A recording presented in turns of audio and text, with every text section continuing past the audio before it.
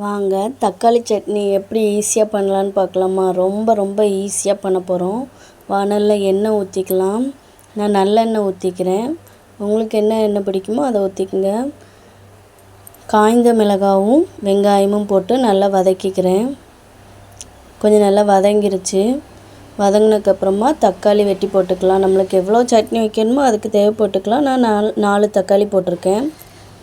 நல்லா வதங்கிடுச்சு. தக்காளியும் கொஞ்சம் பாருங்கள், நல்லா இப்படி வதங்கணும். ரொம்பவும் மையாக வதங்கிடக்கூடாது. நான் இதை ஒரு தட்டில் விரித்து ஆற வச்சுக்கிறேன். மிக்ஸி ஜாரில் போட்டு அரைச்சி எடுத்துக்கலாம். நம்ம இனிமேல் அதே வாணலில் கூட எண்ணெய் ஊற்றிட்டு கருவேப்பிலை கடுகு போட்டு நல்லா பொரிஞ்ச உடனே நம்ம அரைச்சி வச்சுருக்க பேஸ்ட்டை ஊற்றிக்கலாம். ஊற்றி அதில் கொஞ்சோண்டு அதை தண்ணி அலசி ஊற்றிக்கலாம். சட்னி அவ்வளோதாங்க, தக்காளி சட்னி ரெடி. பிடிச்சிருந்தா வீட்டில் செஞ்சு பாருங்கள். காலையில் டிஃபனுக்கு சூப்பராக இருக்கும். சுட சுட இட்லி, அது கூட தக்காளி சட்னி. சூப்பராக இருக்கும். செஞ்சு பாருங்கள்.